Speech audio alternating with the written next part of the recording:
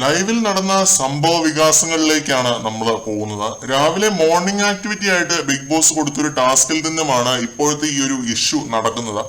നിങ്ങൾ ഈ big boss ഹൗസിലെ ഒരു മത്സരാർത്ഥിയെ കൊണ്ട് ഒരു സ്ഥലത്ത് ട്രിപ്പ് പോകുന്നുണ്ട് എങ്കിൽ അത് ആരായിരിക്കും, അത് എങ്ങോട്ടായിരിക്കും എന്ന് പറയണം. അതായിരുന്നു മോർണിംഗ് ആക്ടിവിറ്റി.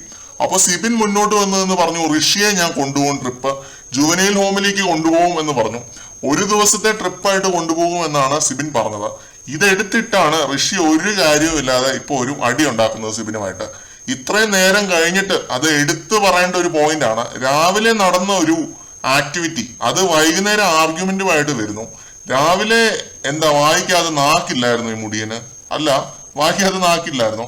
അത് ഓവർ തിങ്ക് ചെയ്ത് അവസാനം പൊട്ടിയതാണോ എന്താണെന്ന് മുടിയന് മാത്രം അറിയാം. ഒരുപാട് സൈക്കോളജിക്കൽ പ്രശ്നങ്ങളുള്ള ഒരാളാണ് മുടിയൻ എന്ന് എനിക്ക് മനസ്സിലായി.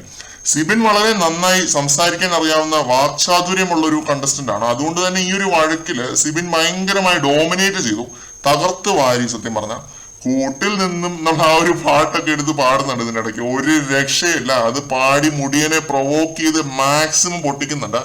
ഋഷിയെ പോലെ ഒട്ടും ഇമോഷണൽ അല്ല സിബിന്. ഋഷി പെട്ടെന്ന് ഇമോഷണൽ ആവുന്ന ഒരാളാണ്. സിബിൻ ഭയങ്കര സ്മാർട്ടാണ്, കണ്ണിങ് പ്ലെയർ ആണ്, എവിടെ പൊട്ടിക്കണമെന്ന് ക്ലിയർ ആയിട്ട് അറിയാം. അപ്പൊ സിബിൻ ഒരു എക്സ്പ്ലനേഷൻ ആയിട്ട് പറയുന്നു, ഋഷിയുടെ അഹങ്കാരം ഋഷിയുടെ ലൈഫിനെ പ്രതികൂലമായിട്ട് ബാധിക്കും എന്നൊക്കെ പറയുന്നു. അതൊക്കെ ഇച്ചിരി ഓവറായിരുന്നു, എന്നാലും സാരമില്ല, ഇരിക്കട്ടെ. ഋഷിക്ക് മുകളിൽ നിൽക്കാൻ സാധിച്ചു എല്ലാ രീതിയിലും സിബിന്. ജുവനൈൽ ഹോം എന്നൊരു ആർഗ്യുമെന്റിൽ നിന്നും ഇത് വേറെ പലതിലേക്കും ഒക്കെ പോകുന്നുണ്ട് കേട്ടോ. ഋഷി അൻസിബയുടെ മൗത്ത് പീസ് ആവുന്നുണ്ട് ഇതിനിടയ്ക്ക്. അൻസിബയ്ക്ക് സംസാരിക്കാൻ അറിയാം അൻസിബയ്ക്ക് വേണ്ടി, അല്ലാതെ മൗത്ത് പീസിന്റെ ആവശ്യമുണ്ട് എന്ന് എനിക്ക് തോന്നുന്നില്ല. അൻസിബയുടെ കാര്യത്തിൽ ഞാൻ ഇനിയും ഇടപെടും എന്നൊക്കെ ഋഷി പറയുന്നുണ്ട്. അതിനെയാണ് നമ്മുടെ സിബിൻ ചോദ്യം ചെയ്തത്. ഋഷി ആരാണ് അൻസിബയുടെ, അത് ചോദിക്കുന്നുണ്ട് സിബിൻ ഋഷിയോട്. സിബിൻ നല്ല രീതിയിൽ ട്രിഗർ ചെയ്യുന്നുണ്ട് കേട്ടോ നമ്മുടെ മുടിയനെ. പോടാ കൊച്ചു ചേർക്കാൻ, നീ വെറും കൊച്ചാണ്, ഈ ജുവനൈൽ ഹോമിലാണ് പോയി കിടക്കേണ്ടതെന്നൊക്കെ പറഞ്ഞ് അങ്ങനെ ഭയങ്കരമായിട്ട് ട്രിഗർ ചെയ്യുന്നുണ്ട്. പുള്ളി കൊള്ളാം, നല്ലൊരു സ്ട്രോങ് കണ്ടസ്റ്റന്റ് ആണ്. ശ്രീധുവിനെ മുടിയന് പുച്ഛമാണ് എന്നൊക്കെ നമ്മുടെ സിബിൻ പറയുന്നുണ്ട്. അത് പറഞ്ഞ് നൈസായിട്ട് ഇവരെ തമ്മിൽ തല്ലിക്കുന്നുണ്ട്. ഒരു വെടിക്ക് 3-4 പക്ഷികളെയാണ് നമ്മുടെ സിബിൻ വെടി വെച്ചിട്ടത് ഇത്രയും നേരം കൊണ്ട്. ഇയാള് DJ സിബിൻ അല്ല, ഇയാള് വെടിവെപ്പുകാരൻ സിബിനാണ്. ക്യാപ്റ്റന്റെ കാര്യം നമുക്ക് വേറൊരു വീഡിയോ ആയിട്ട് പറയാം, അത് വൻ കോമഡിയാണ്. ഇതില് എനിക്ക് തോന്നുന്ന ഒരു കാര്യം എന്താണെന്ന് നമുക്ക് പറയാം.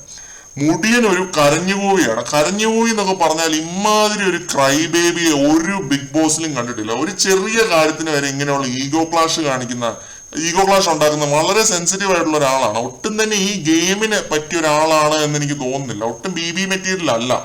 ഹൃദയം കൊണ്ടല്ല, ബ്രെയിൻ കൊണ്ട് കളിക്കേണ്ട ഒരു കളിയാണ് ബിഗ് ബോസ്. അപ്പൊ തീർച്ചയായും ഋഷി ഇതിന് പറ്റിയ ഒരാളല്ല എന്ന് തന്നെ ഞാൻ പറയും. അതേസമയത്ത് സിബിൻ എവിടെ കയറി അടിക്കണമെന്ന് കൃത്യമായിട്ട് അറിയാവുന്ന ഒരു ബ്രില്യൻ ഗെയിമറാണ്. വെൽ പ്ലേഡ് എന്ന് തന്നെ പറയും. ഇങ്ങനെ തന്നെ കളിച്ച് മുന്നോട്ട് പോവുക. പലരെയും ഇതേപോലെ പൊട്ടിക്കാനുണ്ട്, എക്സ്പോസ് ചെയ്യാനുണ്ട്. അതെല്ലാം വളരെ ഭംഗിയായിട്ട് ചെയ്യുക. അങ്ങനെ പോയാൽ ഈ സീസണിന്റെ കപ്പ് വരെ അടിക്കാൻ സാധ്യതയുണ്ട്.